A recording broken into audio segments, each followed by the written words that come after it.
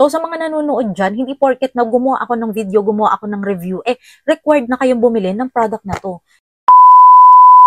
Hi everyone! For today's video, usapang Navitas Pure Organic Barley na muna tayo. Ito para sa kaalaman lang po ng lahat. Wala po akong pinopromote na ibang shop ng Navitas sa Facebook page. Kasi ang dami ko po talagang nakikita, nagkalat po ng mga page, hindi ko alam kung sino-sino sila. Ginagamit po nila yung mga video ko, kinukuha nila sa TikTok account ko and dito sa YouTube channel ko po.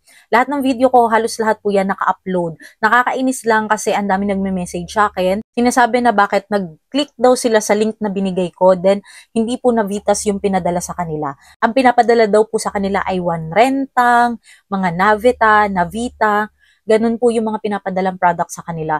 So mag-iingat na lang po kayo lalong-lalo na sa pagbili po ng Navitas sa FB. Diyan po talaga nagkalat yung mga fake.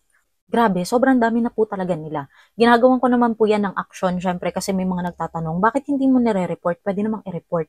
Girl, ginagawan ko yan ng action, pero sobrang dami talaga nila. Kahit yung mga kapatid ko, yung mama ko, yung mga kaibigan ko, pinapa-report ko po yung mga account na yun, nawawala tapos nagsusulputan na naman. Nakakaloka talaga yung mga kumukuha ng mga video ko, ng mga review ko regarding kay Navitas. So kaya nga ito, gumawa ko ng video para lang po maging aware po kayo na wag po kayong mag-check out ng Navitas sa FB. Wag nyo pong i-click yung mga link dahil hindi nyo po alam kung Navitas po ba talaga yung ipapadala nila sa inyo or kung ano-anong product. And yung mga ina-upload ko na video, yung mga review ko regarding kay Navitas, based po yun sa experience namin. Ginagawan ko siya ng review dahil effective po siya sa akin. Hindi po ako binabayaran ni Navitas para gumawa ng review. Wala ko nakukuhang bayad sa kanila kahit magkano.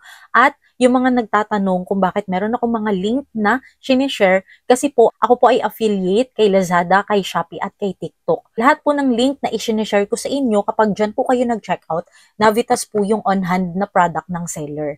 So, ibig sabihin po ng affiliate, kapag nakabenta ako ng product ng Navitas, meron po ako nakukuhang commission dun. Yung iba nagagalit kasi kesyo fake daw si Navitas, bakit pinopromote ganyan-ganyan. Mga sir, mga ma'am, hindi naman po sa pilitan ang pagbili ng product na to. Nasa sa inyo pa rin naman po ang desisyon kung gusto nyo siyang itry or hindi. So ako, bumibili ako nito sa sarili kong pera. Kasi okay naman yung effect ng Navitas sa amin. So ako yun, decision ko yun kung bakit gusto kong uminom nitong product na to. So sa mga nanonood dyan, hindi porket na gumawa ako ng video, gumawa ako ng review, required na kayong bumili ng product na to. Nasa sa inyo pa rin po yung decision kung iinom po kayo nito. So kung hindi kayo komportable sa product na to, di wag kayong bumili. Pero kung gusto niyo i-try, di bumili kayo. May mga humihingi ng link sa akin kung saan ko nabibili yung iniinom ko. So ayun yung sinishare ko sa kanila para makasigurado na Navitas yung makuha ninyo. So ngayon, kung magme-message kayo sa akin na nag-click kayo sa link ko pero hindi Navitas yung ipinadala sa inyo, sabihin nyo sa akin kung anong shop. Kasi dalawang store lang po ang inire-recommend ko sa inyo na nabibilihan ko po ng Navitas. Kung napapanood nyo man to, yung mga nagme-message sa akin, lagi kong tinatanong sa inyo, ano po bang pangalan ng shop? Saan po ba kayo nag-check out? Ngayon, kapag nag-reply sila sa FB po, nako ma'am, kasi po sa FB ganyan-ganyan. So, ine-explain ko sa kanila na sa FB, ang daming kumukuha ng mga review ko, ng mga video ko. Ilalagay ko dyan lahat ng mga na-screenshot ko na FB page na ginagamit yung video ko. Kadalasan, gumagawa sila ng fake na page. Ang nilalagay nilang pangalan is Dr. Ong.